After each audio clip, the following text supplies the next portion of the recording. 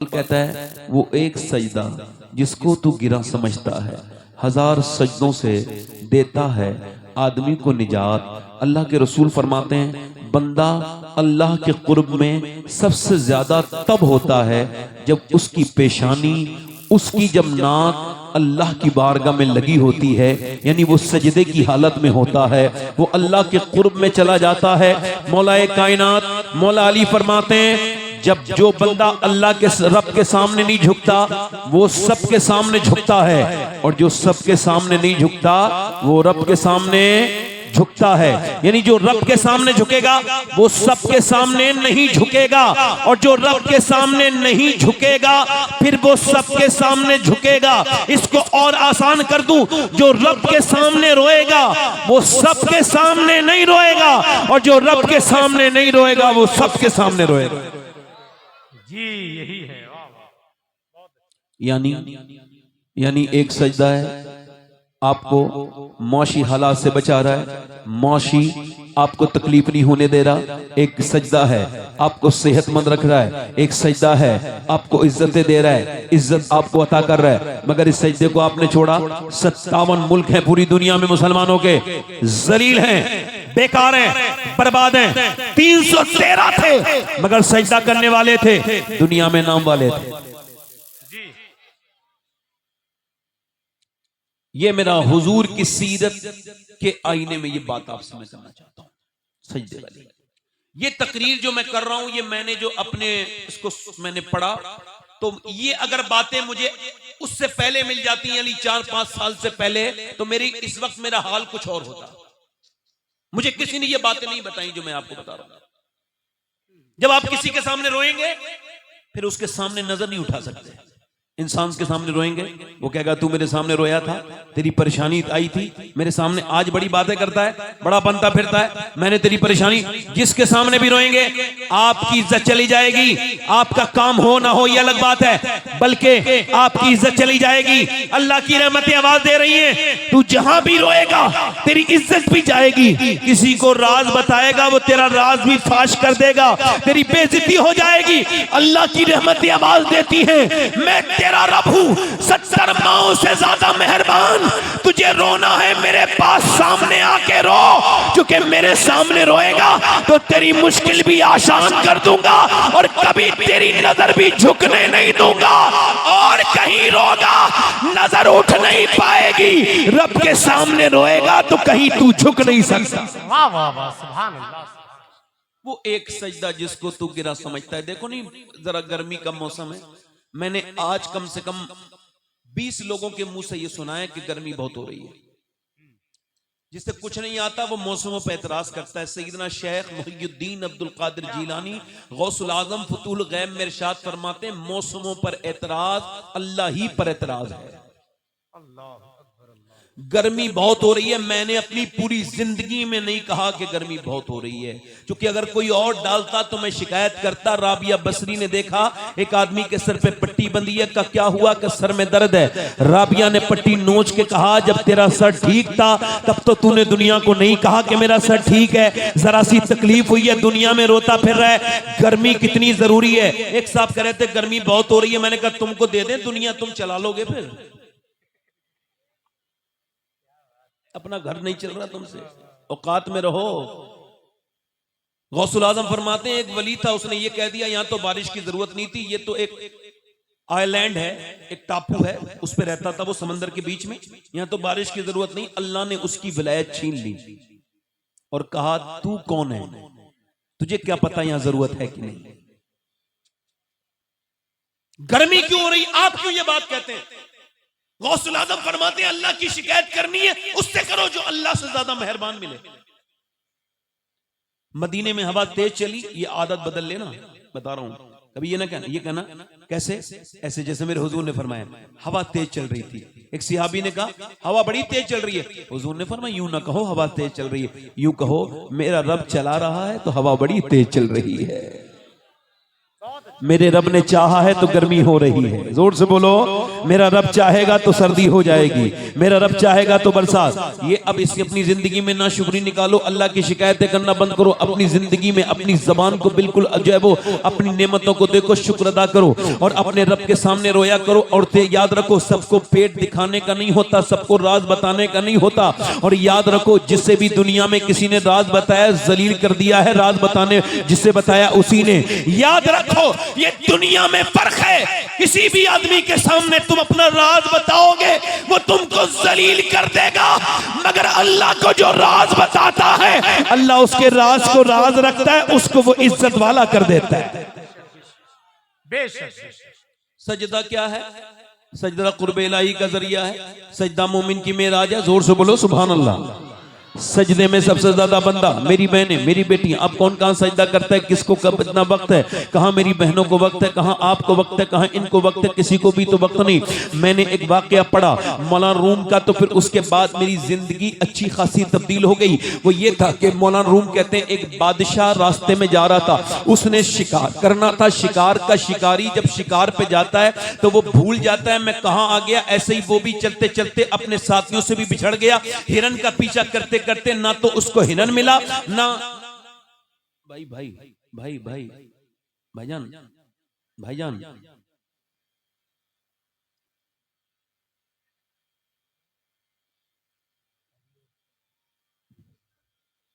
कोई बात नहीं, अल्लाह ताला इन्हें सलामत रखे, आमीन कहो, तौफीक अता फरमाए। मेरी तरफ देखें, अब मेरी तरफ देखें। गालिब ने एक बात कही थी। गालिब कहता है कि हर गच दुश्वार है हर काम का आसान होना, आदमी को भी मैसर नहीं इंसान होना।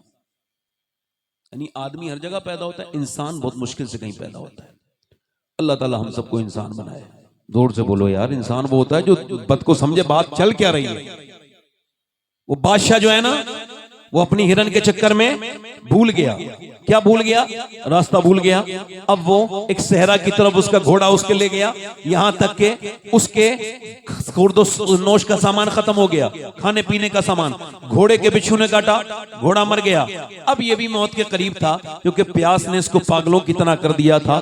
और ये वहां पे रेत के चमकते हुए जर्रात को समंदर समझ के दौड़ रहा था कि ये पानी की ये पानी का दरिया ये दौड़ के जाता था, और जब उठाता था तो वहां पे क्या होता था? सिर्फ रेत होती थी। और ये रेत को जाकर के अब ये इसने सोचा कि रेत मुझे धोखा देने लगी, अब तो ये मुझे मार देगी। सहरा की मौत बड़ी सख्त होती है। अब जरा तवज्जो करें, बड़ी सख्ती के आलम ने जब इसने देखा कि मेरी जिंदगी का चिराग बुझने लगा है, हाथ उठा के दुआ की, मालिक मुझे जिंदगी अता कर दे, मैं कुछ काम करना चाहता हूं दीन का। ऐसा ये रोया, अल्लाह का फजल हुआ, इसकी आंख जो है ना हल्के से लगी, और जैसे ही इसकी आंख लगी है वैसे ही इसने देखा, अचानक इसने देखा कि इसकी आंख खुलते ही इसने एक बड़ी सी एक झोपड़ी है जी, माशाअल्लाह। उस झोपड़ी में एक बुजुर्ग हैं, नारे तकबीर, नारे रिसालत, फैजाने गौसे आजम, मसलके आला हजरत, बैठिए आप लोग, बैठिए, शहंशाह बैठिए, तरन्नुम बैठिए। भाई असद इकबाल कलकत्तवी।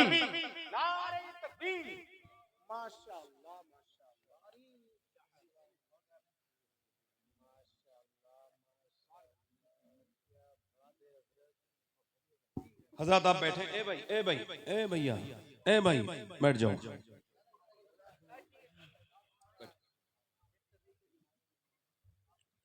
ये हमारे असद इकबाल साहब क़िबला तशरीफ लाए हैं, मेरे बाद इनको पढ़ना है।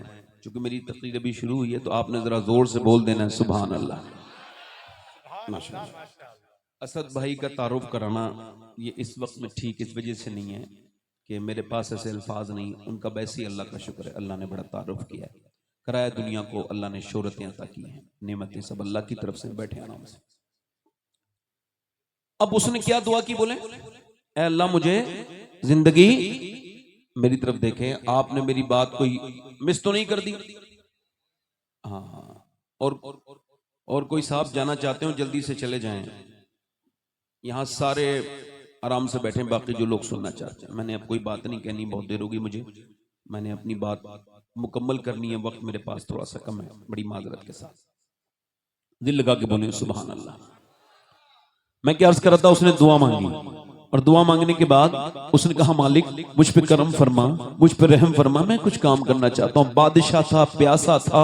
वो कहता है हल्की सी आंख लगी तो उसने देखा झोपड़ी है, ये उस झोपड़ी में अंदर गया, इसकी जबान बाहर थी और ये अंदर जाके बोला कि मुझको प्यास लगी है। अब जब इसने ये बात कही तो उसने कहा ठीक है मैं प्यासा हूं। उसने कहा पानी पी ले। एक आदमी बैठा था देहाती, इसने 4-5 गिलास एक के बाद एक पिए और उसके बाद जब ये मुतमईन हुआ तो ये बोला मैं बादशाह हूं। और उसके बाद इसने कहा ये मेरी अंगूठी रख लो, कभी कोई मसला पेश आए तो अंगूठी लेके मेरे दरबार में आ जाना। जब तुम ये मेरी अंगूठी दिखाओगे तुमको कोई रोकेगा टोकेगा नहीं, तुम आराम से बड़ी आसानी से मेरे रूम तक आ जाओगे, तुमको कोई रोकेगा नहीं। वो कहता है वो ये कह के चला गया। उसको 2-3 महीने साल के बाद उसको याद आया, उसको तकलीफ हुई झोपड़ी वाले आदमी को। उसने सोचा कि ये अंगूठी बेच के अपना काम चला लूं। फिर कहा नहीं क्या पता कितनी महंगी अंगूठी हो। ये परेशानी के आलम में बादशाह के दरवाजे पे पहुंचा और ये सोच के क्या पता महंगी कितनी। जब जैसे ही इसके फौजियों ने ये अंगूठी देखी, अंगूठी देखते ही सब अलर्ट हो गए, कोई खास मेहमान है भाई, वीआईपी ट्रीटमेंट के साथ अंदर लेकर के गए। और जैसे ही अंदर लेकर के गए, अंदर बीच बिल्कुल हुजरा खास में इसके प्राइवेट रूम में जाके पहुंच गया और इसने देखा कि बादशाह बेतकल्लुफ अल्लाह के सामने सजदे में रो रहा है। ये वापस पलटा और जब ये वापस पलटा बादशाह को आहट हुई। उसने सलाम पहनने के बाद कौन आया था, एकदम फौजी पकड़ के लाए, हुजूर ये आया था, इसने आपकी अंगूठी दिखाई थी। कहा ठीक है मैंने पहचान लिया, तुम वही हो जिसने मेरी जान बचाई थी, मगर आए क्यों थे और जा क्यों रहे हो। कहा हुजूर एक तकलीफ आई थी, किसी परेशानी में आया था, जब कोई रास्ता नजर नहीं आया तो आपके पास आया। कहा फिर मैंने सोचा आपको अपनी तकलीफें बयान करूं, आपसे मदद चाहूं। कहा फिर मैंने देखा आप तो किसी और के सामने रो रहे हो, तो मैंने सोचा कि उसके सामने क्यों रोऊं जो किसी और के सामने रो रहा है। चलो रोना है तो उसके सामने रोऊंगा, हाल बताना है तो उसको बताऊंगा, जिसे बादशाह भी अपना हाल बताता है, जिसे बादशाह भी अपना हाल बताता है। इकबाल कहता है वो एक सजदा जिसको तू गिरा समझता है 1000 सजदों से देता है आदमी को निजात। मेरे भाई सजदा करके तो देख, मेरे भाई सजदा करके तो देख। अगर तू हाई फाई डिप्रेशन में हो, ऐसा डिप्रेशन कि तुझे लगता हो अब सिर्फ मौत ही तेरे हर मसले का हल है, हर तरफ से ना उम्मीदी हो, तेरे रिश्तेदार तेरा साथ छोड़ चुके हो और तू इतने बड़ी फिक्र में, इतने बड़ी नफ्सियाती मरीज हो जाए कि तुझको अपनी मौत के अलावा कोई उसका हल नजर ना आए, और जब तेरी सांसों की माला टूटने वाली हो और अगर तू ये खुदकुशी कर रहा हो, हालांकि ये खुदकुशी बड़ा खराब, बड़ा अजीम गुनाह है, बहुत खराब, इसमें कब्र में अजाब होता है उसी तरीके से जिस तरीके से बंदा खुदकुशी करेगा। नहीं बिल्कुल भी नहीं करनी चाहिए। मगर अगर तेरा दिल चाह रहा है खुदकुशी करने को और तू सोच रहा है खुदकुशी करनी है तो तेरी मर्जी है, मगर मेरी एक बात पहले इस पे अमल कर लेना मेरा भाई। जब तुझे कोई रास्ता नजर ना आए, जब तुझे लगे कि अब सब मेरा साथ छोड़ चुके हैं, अब कोई मेरा साथी नहीं है, जब तेरे दिल का दर्द बढ़ जाए तो एक मर्तबा सजदे में अपनी पेशानी रख के अपने रब के सामने बेतकल्लुफ रो लेना, खूब अपनी बातें बयान के खुल के उसके सामने रो लेना और कहना मालिक कोई रास्ता नजर नहीं आता, मैं कमजोर तेरा बंदा हूं, हार गया हूं दुनिया वालों से, तेरे सामने आके झुक गया हूं। मेरा ईमान कहता है कि तेरा सर बाद में उठेगा, तेरे रब की रहमतें तेरे घर में पहले आ जाएंगी। एक मर्तबा उसको पुकार के तो देख, वो कहता है मुझे ऐसे पुकारो जैसे अपने माँ बाप को पुकारते हो, का जिक्रुकुम आबाउकुम औ अशद्द जिक्रा, ऐसे जिक्र करो जैसे तुम अपने माँ बाप का करते हो, बल्कि उससे थोड़ा ज्यादा करो। ओ मेरे भाई इधर देख, मेरे भाई इस मोबाइल से अपना पीछा छुड़ाएं। आप मोबाइल नीचे रखें, ये बड़ी बुरी बीमारी है, याद रखें। अब इस पर रिसर्च हो चुका है, जो 3 घंटे से ज्यादा मोबाइल की डिस्प्ले पर रहता है वो आम इंसान नहीं है, एबनॉर्मल है, नॉर्मल नहीं है, वो बीमार है, वो नफ्सियाती मरीज है। अब इसका बाकायदा इलाज हो रहा है, यूरोप में तो बाढ़ बन गए, बल्कि बंबई में भी इसका इलाज अब शुरू हो गया है। जो वहां पर अपडेट लोग हैं वो इसको बीमारी मानते हैं और जो नहीं मानते हैं वो कुछ दिनों में मानेंगे। इतना अपने ऊपर मुसल्लत ना करो ये मोबाइल कि सोतो तो मोबाइल, उठो तब मोबाइल, उठने से पहले मोबाइल और सोने से पहले मोबाइल, उठने के बाद मोबाइल,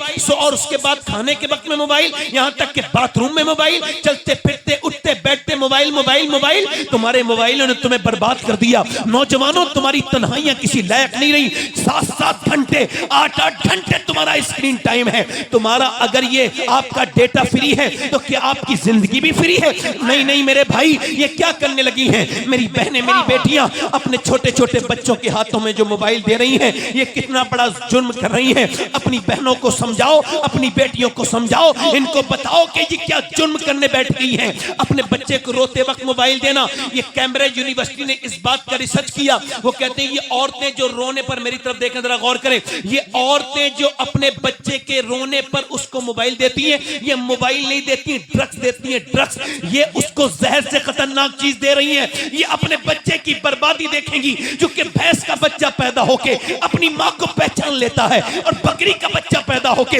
मां को पहचान जाता है, मगर इंसान का बच्चा नहीं पहचानता। क्यों? क्योंकि ये कोरा कागज है। जो उसको मोहब्बत देगा उसे ही मां समझेगा। याद रखो, अभी एक बच्चा पागल हो गया कर्नाटक में, उसको डॉक्टर, नफ्सियाती डॉक्टर के पास लेके गए, साइकियाट्रिस्ट के पास लेके गए। उसने उस बच्चे से पूछा, 5 साल का बच्चा था, तेरी माँ कहाँ है? कह लगा पबजी के अंदर है। तेरा बाप कहाँ है? रो के बोला, मेरे माँ बाप दोनों पबजी के अंदर है। माँ बाप रो के कहने लगे, मेरे लाल मैं तेरा बाप हूँ। माँ कहने लगी, मेरे लाडले मैं तेरी माँ हूँ। डॉक्टर ने कहा, अब वक्त गुजर गया, जब इसको जरूरत थी तब तुमने इसको प्यार नहीं दिया, मोबाइल दिया। ये रोता था, तुमने मोबाइल के हवाले कर दिया। और ये तुम्हारा शौहर भी जब आता था, ये भी इंस्टाग्राम में, फेसबुक में लगता था। इन बेवकूफों को क्या पता कि जब बाप थक के अपने घर पहुंचता है और जब उसके बच्चे जब दरवाजे पे आके उसके सीने से चिपटते हैं, जो दिल को सुकून मिलता है वो किसी दुनिया के ना तो फंक्शन से मिलेगा, ना किसी कॉमेडी शो से मिलेगा,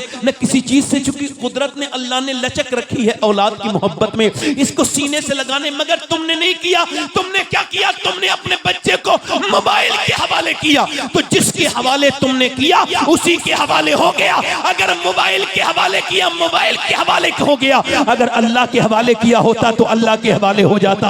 ये बचपन में बच्चा, ये दिल्ली की, यहाँ पे दिल्ली है, दिल्ली में एक औरत रो रही है, रात का वक्त है, सैयदा सैदानी है, सादात घराने से ताल्लुक रखती है। और अगर सैयद होगा तो 2 सीन उसके अंदर लाजिम होंगे, एक तो सखावत का सीन, दूसरा सजदे का सीन, दोनों लाजिम होंगे। वो रात का वक्त है, सजदा कर रही है, रात का वक्त है। वो खातून जिसके बाप का नाम अरब शाह है, जो हजरत उस्मान हारूनी की मुरीद की बेटी है और उनके खलीफा की बेटी है, और वो रात के वक्त में रो रही है। तहज्जुद का वक्त है। कहां गई वो माएं जो अब रोती थी, सजदे करती थी, नमाजें पढ़ती थी? उनकी बेटियां उन्हें देख देख के नमाजी बन गई और उनको किसी तालीम की जरूरत नहीं थी। कितनी अच्छी तालीम थी कि घरों की बेटियां अपनी मां को देख देख के नमाज पढ़ती थी। मगर अब तो मेरी बेटियों के पास वक्त नहीं, अब तो मेरी बहनों के पास वक्त नहीं। वो रो रही है, उसका बच्चा उठा 8 साल का, 7 साल का, जाके देखा माँ रो रही है। जाके बोला, अम्मा क्यों रो रही है? सलाम फेरने के बाद बोली, मेरे बेटे उठ गए। कहा, तुम्हारी आवाज ने उठा दिया। अम्मा क्यों रोती है इतना, क्या परेशानी है मेरी माँ? कह लगे, बेटे कोई बात नहीं, एक अभी हाथ पे कीड़ा बैठा था, एक छिपकली गिर गई थी, उसको हटा तो दिया, मगर सोच रही हूँ कुछ दिनों के बाद कब्र में जाऊंगी। आज हटा दिया तो कल तो मेरे मुंह में कीड़े जाएंगे। अल्लाह अकबर। एक कीड़े को भगाने वालों, जब बंदा कब्र में जाता है, नाक में मुंह में कीड़े जिधर से चाहते हैं चलते हैं। उस वक्त में क्या होगा? ऐ मेरी बहनों, तुमको उस बाथरूम में जाते हुए डर लगता है जिसमें कॉकरोच हो? तो ये बताओ, उस कब्र से तुमको डर नहीं लगता जहां सांप और बिच्छू गुनहगारों के लिए मौजूद हैं? मेरी बहनों, तुम्हें वो कब्र की तन्हाई नहीं सताती? वो कह लगी, मेरे बेटे कुछ दिनों के बाद मर जाऊंगी, कब्र में जाऊंगी। जब कब्र में जाऊंगी तो मेरे बेटे, बस वही मुझे रुलाती है बात। जब माँ रोई तो बच्चा आगे जाके सिसक के रो के बोला, तू तो बहुत बड़ी है मेरी माँ, मैं तो बहुत छोटा हूँ, मैं मर गया तो मेरा क्या होगा? ऐ मेरी माँ, मेरे लिए तो बता। माँ बोली, सजदे में चला जा बेटे, अल्लाह तुझे कब्र के अजाब से बचाएगा। बेटे ने सजदा किया। जैसे ही बेटा सजदे में गया, माँ जो है वो बेवा है, रोने लगी। कहने लगी, मालिक यहाँ पर लाना मेरा काम था, यहाँ से कबूल करना तेरा काम है। कभी अपने बेटे के साथ नमाजें पढ़ा करो। 2 साल के 2.5 साल के बच्चे को अपने साथ सजदे में लिटाला करो। कभी आपका 5 साल का बच्चा आपके साथ सजदा करे, देखो कैसा दिल को सुकून मिलता है। अब वो जब सजदे में जाके माँ कह रही है मालिक मेरे बच्चे को कबूल कर ले, ये यतीम बच्चा है, मैं बेवा माँ हूँ इसकी, तू उसको कबूल कर ले। ऐ मेरे करीम मेरे बेटे पर करम करते। बेटा फूट फूट के रोता है, बेटे को रोने की बचपन से आदत पड़ गई, बेटा जवान हो गया, माँ का विशाल हो गया, बेटे का रंग दिल्ली की जमीन पे चढ़ गया। मगर आज जाके देखो 750 साल तकरीबन हो गए, उस माँ की कब्र को जाके देखो, बादशाहों की कब्रों की, औरतों की कब्रें मिट गई, शहजादियों की कब्रों के निशान मिट गए, मगर जो रात को रोती थी उसका मजार 3 बीघा जमीन में बना हुआ है, जो कि दिल्ली में, दिल्ली एम्स में बिल्कुल करीब में मजार है, उसका 3 बीघा जमीन में मजार है, उसके मजार पे हर हफ्ते बुध के दिन मेला लगता है। उस माँ का नाम सैयदा जुलेखा अलमारूफ माई साहिबा है, करीम में उसके बेटे का मजार है। बादशाहों के नाम मिट गए, मगर जो रात को सजदे में रोता था उसके मजार पे रोज मेला लगता है, उसका नाम निजामुद्दीन महबूब इलाही है। वाह वाह वाह, जिंदाबाद, नारे तकबीर, नारे रिसालत, मसलके आला हजरत, अज़मते कुरान कॉन्फ्रेंस। वाह वाह, जिंदाबाद जिंदाबाद, बहुत अच्छा जिंदाबाद। अगर कोई बज़ौक़ इस महफिल में बैठा हो तो खुद इकबाल आकर भी उसे मुतासिर नहीं कर सकता। इसकी पहचान है, आप जोर से बोले सुभान अल्लाह, मुस्कुरा के बोले। यानी सजदा, वो एक सजदा, वो एक सजदा जिसको तू गिरा 1000 सजदों से देता है आदमी को। यानी आज के बाद मेरी बहनों को क्या करना है मालूम है? बस यही, जब कोई परेशानी आए तो इधर उधर नहीं जाना, फला मियां इनका नाना कुछ नहीं, बस सजदे में जाओ। बड़ी मेहरबानी, इधर आइए, बैठिए आराम से, मुस्कुरा के बोलिए सुभान अल्लाह, दिल लगा के बोले। वो एक सजदा, दूर से तो बोलो, जिस सजदे से हम दूर हैं, वो सजदा जो बदर के मैदान में है, जोर से बोलो सुभान अल्लाह, जो बदर में मेरे नबी ने किया है। आए वो बदर का मैदान और वो मेरे नबी का सजदा कभी याद आता है तो दिल मचल जाता है। हजरत अबू बकर सिद्दीक बयान करते हैं, मैंने हुजूर को इतना कभी रोते नहीं देखा जितना उस दिन रोते हुए देखा। सैयदना अबू बकर सिद्दीक कहते हैं नबी पाक सजदे में हैं और हुजूर ने अपना सर सजदे में रखा है, और रखने के बाद क्या अर्ज करते हैं मेरे मालिक। अच्छा, हजरत अबू बकर कहते हैं हुजूर इतना रोते हैं, तवज्जो करना, इतना रोते हैं हुजूर के सर की चादर जब आपकी कमर पीठ पे आती है तो मैं उठा के फिर सर पे रख देता हूँ, फिर नीचे आती है फिर मैं रख देता हूँ। मैं अर्ज करता हूँ या रसूल अल्लाह, अल्लाह करम करेगा, मगर हुजूर रोते चले जा रहे हैं। मेरा इमाम कहता है आंखें रो रो के सुजाने वाले, जाने वाले नहीं आने वाले।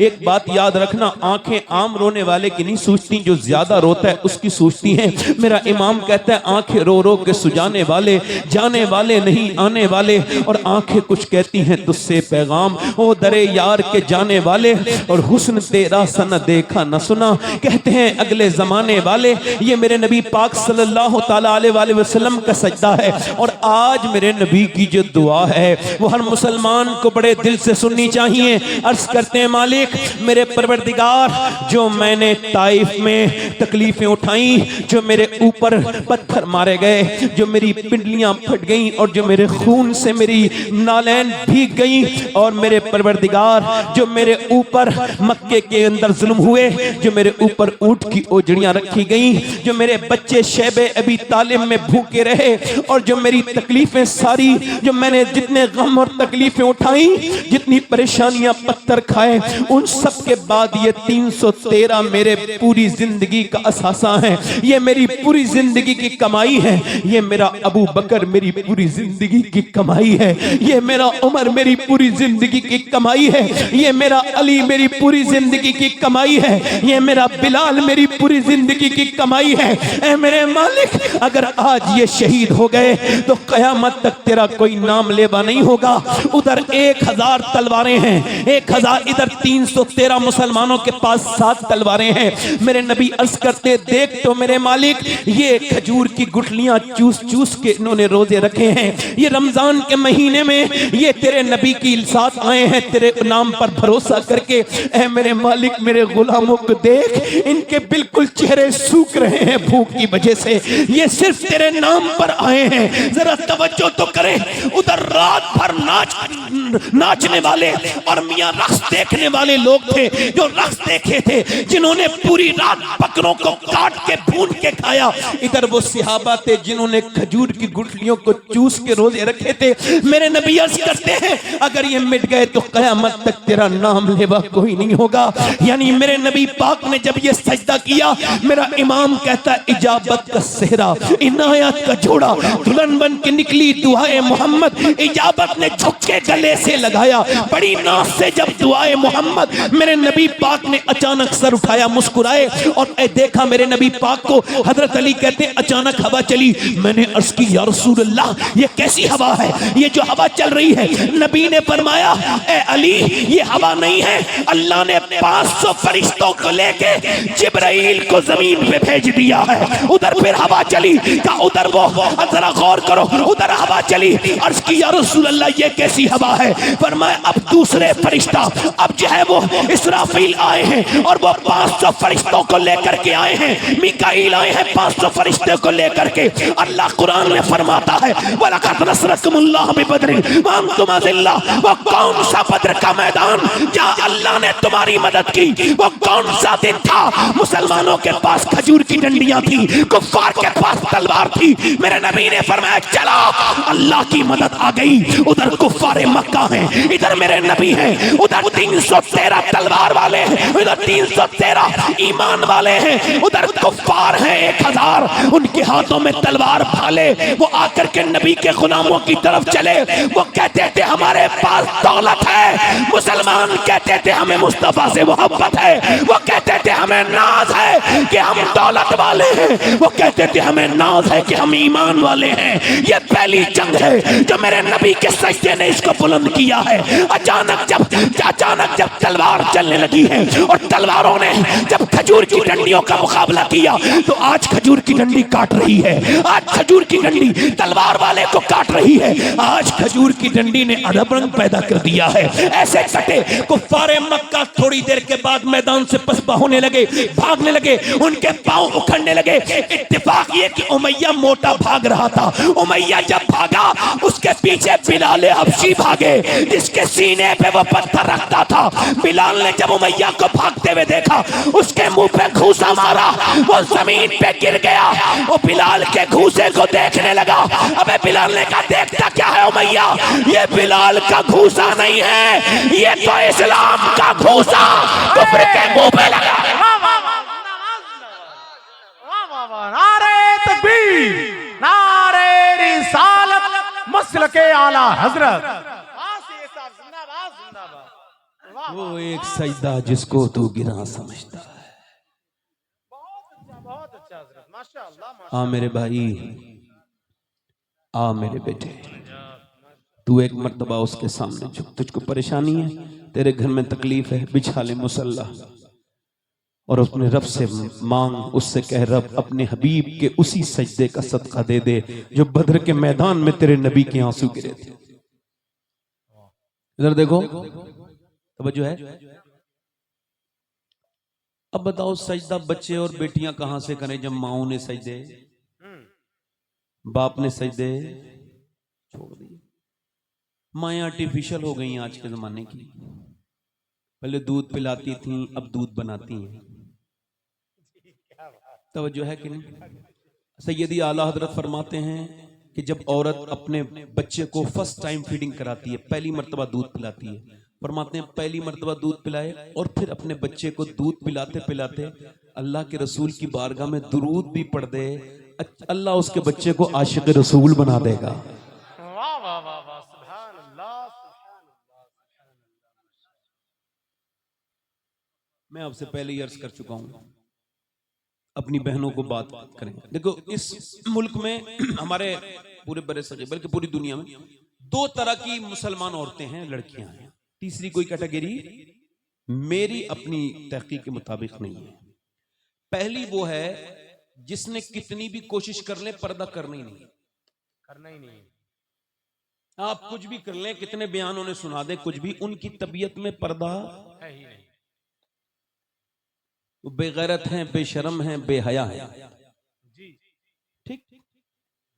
कुछ औरतों के पास अपने अपने अलग तर्क हैं, कुछ मर्द भी उनके साथ शामिल हो गए हैं, उनको सजा सवार के लेके जाते हैं।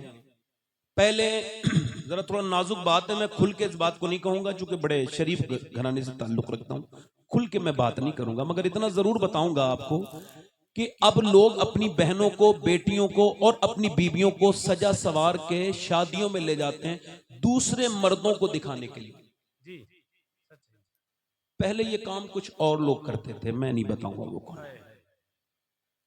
क्या बात है। वो जो है कि नहीं, मेरी बात समझ आ रही है कि नहीं? कौन होता है जो अपनी बहनों को दूसरों को दिखाए सजा सवार के? बोलो बात थोड़ी कड़वी है, मगर बात तो बिल्कुल ही सच है ना। बिल्कुल सच है। आज तो हम सब आशिक रसूल हैं, मगर जब शादी होती है तो पता चलता है कौन कितना बड़ा आशिक है। लड़की एक वो है जिससे कहना है पर्दा करो, नहीं कर रही है, उससे कह रहे हैं पर्दा करो, नहीं, झगड़ा हो जाएगा फिर भी नहीं करेगी पर्दा। एक लड़की वो है जो बाजार में बेपर्दा, मजार पे बेपर्दा, घर में बेपर्दा, बाहर बेपर्दा। एक लड़की ये है, एक दूसरी कैटेगरी है, ये बड़ी जबरदस्त है। नाजिर भाई सुनिए, वो कॉलेज के गेट पे खड़ी है, वहां उसको मैनेजमेंट रोक रहा है, या तो तुम अपना हिजाब उतारो या फिर ऐसा करो कि तुम पेपर दो। अब बताओ तुम्हें क्या करना है? वो हिजाबी लड़की कह रही है नहीं। उसने कहा बोलो क्या ख्याल है, या तो इम्तिहान दो या फिर तुम पर्दा उतारो या इम्तिहान दो, बोलो क्या ख्याल है? उसने कहा ये अपने उसके पर्चे की कॉपी मुंह पे मार के बोली ले अपने पास रख, मैं तुझे राजी करने के लिए दुनिया में नहीं आई, आमना के लाल को राजी करने के लिए दुनिया। जिंदाबाद जिंदाबाद जिंदाबाद। सुभान अल्लाह सुभान अल्लाह सुभान। अच्छा ये कौन है? पहली वाली जो पर्दा कर ही नहीं रही है। एक साहब मुझे कल मिले, कहा लगा वो दिल साफ होना चाहिए। मैं कहा अच्छा, औरत का दिल साफ होना चाहिए। अच्छा अल्लाह ने फरमाया महबूब आप अपनी बेटियों को, बीबियों को कहें कि वो पर्दा करें। अब पूरी दुनिया में कोई ऐसी लड़की है मुसलमान जो ये कह दे कि उसका दिल सैयदा आयशा से ज्यादा साफ है? क्या बात है, क्या बात है। बोलो जरा, बोलो यार, बोलो। वाह वाह वाह वाह। कोई ऐसी औरत है जो कह दे? माशाअल्लाह। नारे तकबीर, नारे रिसालत, नारे हैदरी, फैजाने गौसे आजम, मसलके आला हजरत, वाहिदी दूला, आमदे सय्यदी सरकार सोहेले मिल्लत। नारे तकबीर, नारे रिसालत, फैजाने बिलग्राम शरीफ, आमदे वाहिदी दूला, आमदे सय्यदी सरकार सोहेले मिल्लत, अज़मते कुरान कॉन्फ्रेंस, जश्ने दस्तार बंदी, नारे तकबीर, नारे रिसालत, मसलके आला हजरत, फैजाने गौसे आजम, फैजाने ख्वाजा गरीब नवाज, फैजाने बिलग्राम शरीफ, फैजाने सरकार मुफ्ती आज़म हिंद, बस्ती बस्ती करिया करिया, आमदे सय्यदी सरकार सोहेले मिल्लत। नारे तकबीर।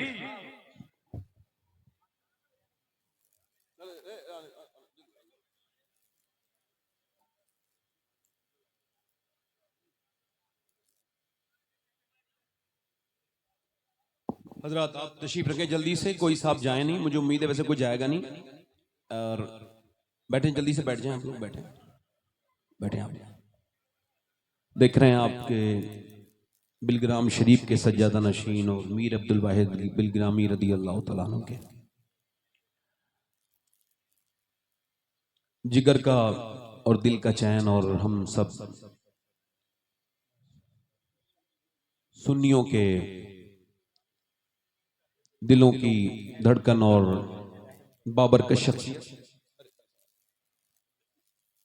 हजरत अल्लामा सैयद मीर सोहेल मियां साहब बिलगिरामी मद्दज़िल्लाहुल आली तशरीफ रखते हैं, जिनके चेहरे में आप अब्द वाहिद का भी जलवा देख सकते हैं और सैयद ताहिर मियां का भी जलवा देख सकते हैं। माशाअल्लाह।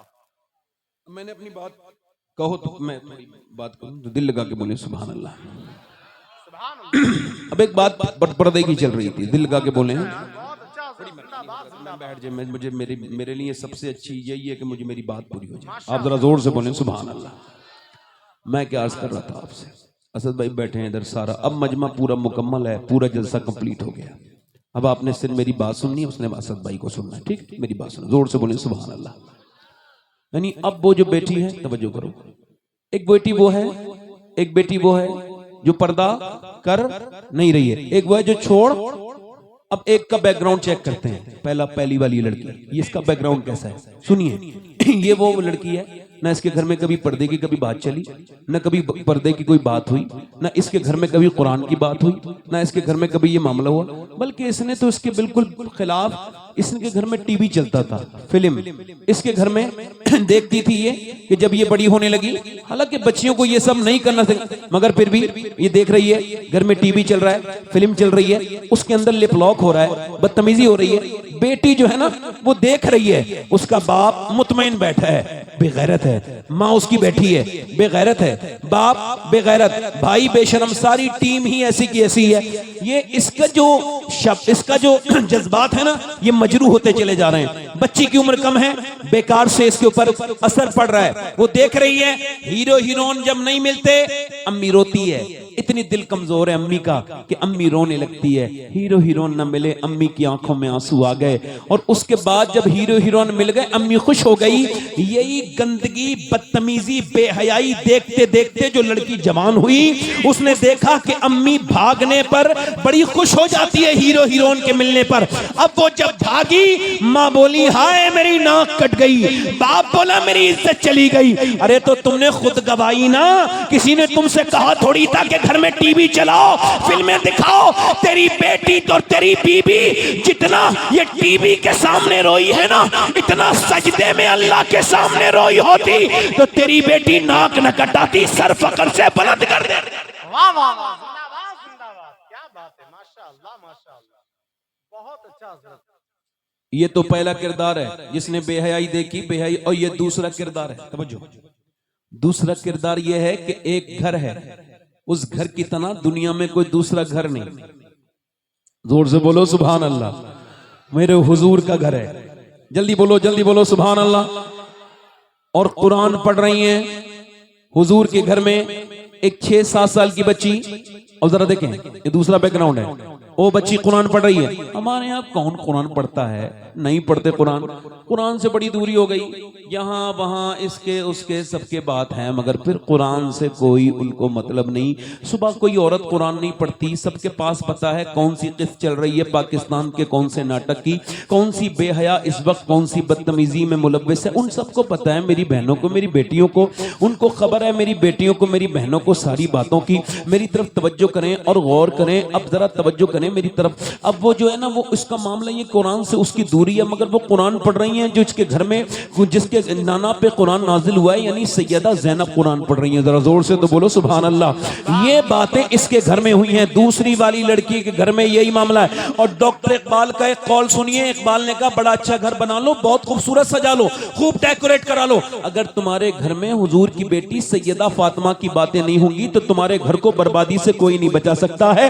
बेशर्माई आ जाएगी, बेहयाई आ जाएगी, बेगैरती आ जाएगी। इधर देखो, मेरी तरफ तवज्जो करो। सैयदा ज़ैनब कुरान पढ़ रही है, पढ़ते पढ़ते पढ़ते सर से दुपट्टा नीचे को चला गया। 6 साल की बच्ची पे पर्दा फर्ज नहीं, मगर नबी की बेटी ने अपना सारा काम छोड़ा और सर अपनी बेटी के सर पे दुपट्टा रख दिया। और नबी की बेटी ने ये पैगाम भी दे दिया, अगर तुम चाहते हो कि तुम्हारी बच्चियां कभी बेपर्दा बेहया ना हो, वो हमेशा अल्लाह को राजी करें, तो याद रखो 6 साल की उम्र से ही बच्चियों को पर्दा कराना शुरू कर देना। और अगर नहीं करोगे तो मैं आपको बता रहा हूं, अगर 6 साल की बच्ची को पर्दा करा दिया तो दुनिया की कोई ताकत बड़े होके उसका पर्दा नहीं छीन सकती। और अगर तुमने उसे जवान होने दिया तो आप उसको पर्दा करवा भी नहीं सकते। याद रखिएगा इस बात को, आपकी वो बेटी पर्दा करेगी भी नहीं। आप चाहे कितनी कोशिश कर लें, चाहे आप कितनी ताकत लगा लें, मगर वो पर्दा नहीं कर सकती। अब मेरी तरफ तवज्जो करो, जरा गौर करो। नबी की नवासी कुरान पढ़ रही हैं, सर पे दुपट्टा जब अम्मी ने आके रखा, अम्मी जान आपने मेरे सर पे दुपट्टा क्यों रखा? इस वजह से ज़ैनब के जिससे जो लड़की लड़की सर पे दुपट्टा नहीं रखती उससे तेरे नाना नाराज हो जाते हैं। सैयदा जैनब रोई, सैयदा फातिमा फिर आके आई के देखा तो रो रही है। जैनब चुप जाना मेरी बेटी, अब तो सर पे दुपट्टा है। अर्ज करने लगी मेरे नाना से कह देना अम्मी जान कि आज के बाद इस बार जैनब को माफ कर दें, अगली बार जैनब का सर कट जाएगा मगर सर पे से दुपट्टा नहीं हटेगा। करबला के मैदान में इमाम अली मकाम को जब शहीद कर दिया गया, पूरे घर की लाशों पे घोड़े के दौड़ने का वक्त है। सैयदा जैनब निकल रही है, किसी जालिम ने आपके सर से चादर छीनी है। जब आपसे चादर छीनी है तो आपने अपने बालों को जो है से अपने चेहरे को ढका है और ढकने के बाद अपने बाप मौला अली की तरफ को मुंह करके कहा है ऐ मेरे बाबा अली मैं वही जैनब हूं जब मैं चलती थी कूफे में, मक्के में, मदीने में तो आप फरमाते थे मेरी बहनें सुने, मेरी इस बात को मेरी बहनें मेरी बेटियां सुन लें। काश एक लड़की के दिल में ये बात में उतर जाए जो मैं बात कर रहा हूं। सैयदा जैनब ने मौला अली की रोजे की तरफ को मुंह करके कहा मेरे अब्बा मैं वही जैनब हूं जब मैं चलती थी कूफे में, मक्के में, मदीने में आप फरमाते थे हसन हुसैन जाओ जैनब के पांव के निशान मिटाते हुए जाओ। मैं नहीं चाहता कि मेरी बेटी के पांव के निशान भी कोई देखे। कौन जैनब जो 8 साल की उम्र में काफ हा या ऐन स्वाद की तफसीर फरमा रही थी। मौला कायनात ने पूछा जैनब मेरी बेटी कहां से सीखा? का अब्बा मैंने आपकी तकरीरें सुन के सीखा है। कौन जैनब जरा गौर करें। उसके बाद हुजूर के रोजे की तरफ को मुंह करती हैं, अर्ज करती है मेरे नाना मैं वही जैनब हूं, मैं वही आपकी नवासी हूं। जब मैं बचपन में जब मैं पैदा हुई तो आपने मुझको गोद में लिया, आपकी आंखों के आंसू मेरे गाल पे गिरे और आपने फरमाया था ऐ मेरी फातिमा तेरी जैनब का चेहरा बिल्कुल अपनी नानी खदीजा की तरह है। मेरे नाना मैंने पर्दा किया, मेरे बच्चे शहीद हो गए, मैं पर्दे में थी, मेरे सर पे दुपट्टा नहीं गिरा, मैं बेपर्दा नहीं हुई, मेरे बच्चों की लाश कट के टुकड़े मेरे गोद में आए, मैं पर्दे में थी, मेरे भाई के लाश को उसके सर को नेज़े पे चढ़ाया गया, मैं पर्दे में थी। मगर मेरे नाना आज मेरे सर से चादर छीन ली गई है, मुझको माफ कर दे। जैनब के पास बाल थे, मैंने बालों से अपना चेहरा ढक लिया, मैंने बालों से चेहरा ढक लिया। सैयदा जैनब के बारे में इमाम ज़ैनुल आबिदीन कहते हैं मेरी फूफी 5000 किलोमीटर का सफर तय करके कूफे से करबला से कूफा और कूफा से फिर दमिश्क गई हैं, शाम और शाम से मदीना गई हैं। मगर मेरी फूफी के हमने कभी तहज्जुद की नमाज भी कज़ा होते नहीं देखी। वो शहजादी 5000 किलोमीटर वो भी ऊंट की नंगी पीठ पर बैठ के सफर किया, मगर कभी ज़ैनब के सजदे कज़ा नहीं हुए तहज्जुद के भी। उधर मियां कट कट के बच्चे भतीजे गिर रहे हैं मगर ज़ैनब सजदा कर रही हैं। इमाम ज़ैनुल आबिदीन कहते हैं ऐ मेरी फूफी जान ये सजदा कहां से सीखा? एक औरत के यहाँ एक मौत हो जाए वो भूल जाती है सब कुछ, मगर आपके सजदे आपके बच्चों की लाशें गिरी मगर आपका सजदा कज़ा नहीं हुआ। इमाम मेरे अब्बा के सर को नेज़े पे चढ़ाया गया मगर आपका सजदा कज़ा नहीं हुआ। ये सजदा आपने कहां से सीखा? सैयदा ज़ैनब ने कहा मेरे भतीजे मैंने ये सजदा तेरी दादी और अपनी माँ फातिमा से सीखा है, ये सजदा मैंने माँ से सीखा है। अब कोई अगर करबला बयान करे तो ये पूरी करबला बयान करे और वो ये कहे करबला का नवासा भी लाजवाब है तो करबला की नवासी भी लाजवाब है। अगर करबला में हुसैन ने सजदा बचाया है तो ज़ैनब ने करबला में पर्दा बचाया है। अरे वाह वाह सुभान अल्लाह जिंदाबाद जिंदाबाद सुभान अल्लाह माशाअल्लाह माशाअल्लाह। मेरी बेटियों मेरी बात खत्म हो रही है। आज आपको आना है इधर, आपको कुरान पढ़ना है, कुरान की तिलावत करनी है। अपने घरों में कोई बीमार हो जाए कुरान पढ़ के उस पे दम करो तो बच्चा वो तुम्हारा शिफा हो जाएगा, शिफा हो जाएगी। कुरान क्या है? बदन की सारी बीमारियों का इलाज इसी कुरान में। इस कुरान को जिसको आपने छोड़ा है, जो मेरे नबी को, इस कुरान को मेरी बहनों खोलो, इसको पढ़ो। इमाम हसन कहते हैं मेरे घर में 17 दिन तक चूल्हा तो नहीं जलता था मगर मेरी माँ जब भी घर में होती थी मैंने अपनी माँ को कुरान पढ़ते देखा। तो जो है इसको कहते हैं कंपाउंडिंग इफेक्ट। माँ कुरान पढ़े, बच्चे पे असर हो, बेटों पे असर हो। मेरी तरफ देखो, मैं आपसे कह रहा हूँ मेरी बेटियों मेरी बहनों अपनी जिंदगी में तब्दीली लाओ। आज से अपने रब को मुंह दिखाना है, मुख्तसर जिंदगी है। आला हजरत का एक शेर पढ़ के अपनी बात खत्म कर रहा हूँ। आला हजरत फरमाते हैं हाय गाफिल वो क्या जगह है जहाँ 5 जाते हैं, 4 फिरते हैं। ये शेर हर कब्रिस्तान के बाहर लिखवाइए, ये वहीं का शेर है। ये कब्र का है कि जब कब्र में 4 लोगों ने 5वें को लिया, अच्छा वो 5वां जब हाथ में आया तो उसके भाई ने नहीं कहा मेरे भाई को रोक लो, नहीं, उसके बेटे ने नहीं कहा मेरे बाप को रोक लो, उसके बाप ने नहीं कहा मेरे बेटे को रोक लो, उसके बेटे ने नहीं कहा मेरी माँ को रोक लो, कोई किसी को रोकता नहीं। हाथ लाओ जल्दी लाओ, इसको दे दो, जल्दी हो रही है।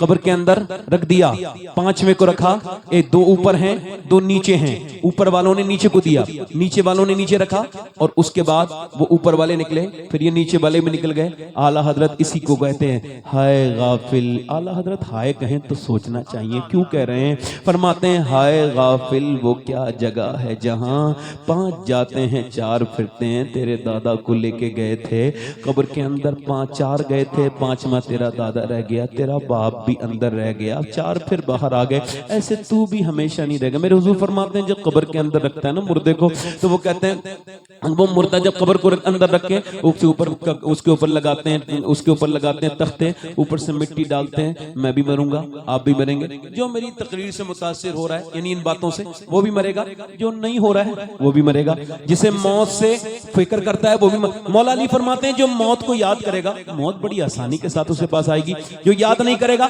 हज़रत उमर ने एक आदमी को खरीदा, उसको गुलामी पे रखा, समझे, नौकरी पे रखा। हमारे बुजुर्ग मौत की याद का कैसा एहतमाम करते थे, देखो तो उमर फारूक आजम एक आदमी को रखा, मैं तुम्हें तनख्वाह दूंगा, तुम मुझे रोज याद दिलाना कि मुझे मरना है। क्यों? इस वजह से तुम मुझे याद दिलाते रहोगे तो मैं कोई फैसला गलत नहीं करूंगा। हजरत उमर दुनिया को बता रहे हैं कि जो मौत को याद रखेगा वो बिगड़ नहीं सकता। जल्दी बोलो, मौत को याद रखेगा मेरे हुजूर फरमाते हैं, अम्मी आयशा ने कहा या रसूल अल्लाह, कोई ऐसा भी बंदा है जो मरेगा शहादत नहीं होगी मगर शहीदों में उठेगा? फरमाया हाँ, जो 20 मर्तबा अपनी मौत को याद करेगा वो शहीदों में उठाया जाएगा। यानी मौत इंसान को जो है वो नेक बनाती है। हज़रत उमर ने कहा तू मुझे रोज याद दिलाना कि तुझे मरना है तो मैं तुझको तनख्वाह दूंगा। एक दिन आपने कहा अब ना आना, उसने कहा क्या दूसरा कोई मिल गया मुझसे अच्छा? पर मैं नहीं, अब मेरी दाढ़ी का एक बाल सफेद हो गया है, ये मुझे याद दिलाएगा कि मुझे मरना है। दाढ़ी का एक बाल, दाढ़ी का बाल सफेद होना तो उसको काला ना कराओ, उसको याद करके देख के उसको मौत की निशानी समझो। अल्लाह फरमाते हैं हाय गाफिल, अभी 3 महीने हुए हैं तकरीबन, उससे ज्यादा मैंने अपनी माँ को कब्र में रखा है। इससे बड़ा मेरे लिए इबरत का कोई वक्त नहीं था जब मैं अपनी उस माँ को कब्र में रख रहा था जिसके मैं पेट में 9 महीने रहा था। और हमारे इस मुल्क में बड़ी तकलीफ की बात यह है, इसमें बड़े सगीर में यहाँ कदरे नेमत ज़बाले नेमत के बाद, माँ बाप के मरने के बाद तो रोते देखा हमने लोगों को, जीते जी माँ के पास रोते नहीं देखा। एक साहब कब्र के बाहर रो रहे थे, माँ की अपने मरने के बाद कब्र के पास बैठ के रो रहे थे। मैंने कहा क्यों रो रहे हैं? कह लगे मेरे माँ की याद आती है। मैंने कहा मैंने तो देखा था आपने अपनी माँ को बहुत बार जलील किया, आज रो रहे हो, आज ये मर गई, इसको मार दिया तुमने, और वो भी कैसे मारा? घुट घुट के मारा, उसके जज्बात को मजरू कर कर के मारा, उसको तरसा तरसा के मारा, चीजों के लिए परेशान कर कर के मारा। अल्लाह अकबर। शाह अहमद नूरानी तकरीर कर रहे थे लंदन में माँ की अजमत पर, बाहर निकले, अंग्रेज ने सवाल किया क्या हमने सुना है आपकी माँ को आप अपने पास रखते हैं? शाह अहमद नूरानी रोने लगे, कहने लगे मैं भी इतना बड़ा नहीं हुआ हूँ जो अपनी माँ को अपने पास रखूं। हाँ, आज भी शाह अहमद नूरानी अपनी माँ के कदमों में रहता है और उसकी माँ उसको रखती है। लोग कहते हैं हमने हज करा दिया, तुमने क्या कराया? माँ की दुआओं ने तुम्हें हाजी बनाया है, तुम माँ को हज कराओगे। माँ जिंदा है तो उसका ख्याल रखो, माँ माँ है, बाप चला जाए फिर रोने से कोई फायदा नहीं, उसकी कब्र की ठंडी मिट्टी पर जीते जी उसका ख्याल रखो, उसका हाथ चुमा करो, उसका ख्याल, उसको इज्जतें दिया करो। मौत बड़ी नजदीक है, बड़ी करीब है, आपके भी आएगी और मुझे भी आएगी। कैसे इंसान तख्ते गुस्ल पे पड़ा होता है, बड़ा बड़ा तकब्बुर करने वाला, और वो देखो जरा, वो गुस्ल वाला हाथ उठाता है, वो कहता है आराम से उठाओ, तुम्हारे उठाने से बड़ी तकलीफ होती है। अल्लाह अकबर। नबी फरमाते हैं वो मुर्दा कहता है जरा आराम, नरमी करो, नरमी नहीं, मेरे गुस्ल में मुझे तकलीफ होती है। जरा तवज्जो तो करो, वो कैसा दिन होगा कि मैं तख्ते गुस्ल पे रखा हूँगा, आप तख्ते गुस्ल पे आ जाएंगे, नहलाने वाले भी कोई और होंगे, उसके बाद कब्र में रख कर के लोग और कितने जनाजे उठेंगे। मेरे दोस्त, मेरे भाई, नौजवान, इतनी अपनी आंखें गंदी न करके अल्लाह को मुंह ना दिखा सके।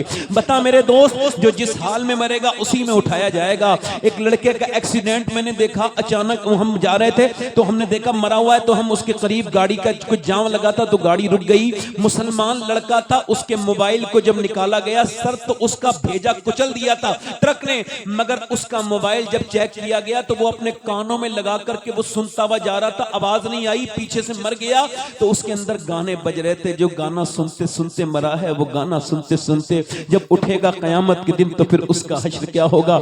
जो रात को टीवी फिल्म देख के, गाने पे गंदी तस्वीर देख के जो सो गया, जिसे फेसबुक ने आ लिया, जिसे इंस्टाग्राम ने जिसकी आंखों को बर्बाद कर दिया, ओ गंदी तस्वीरें देखने वाले, ये तेरी आंखें नहीं है मेरे दोस्त, नहीं नहीं नहीं, ये तेरा धोखा है।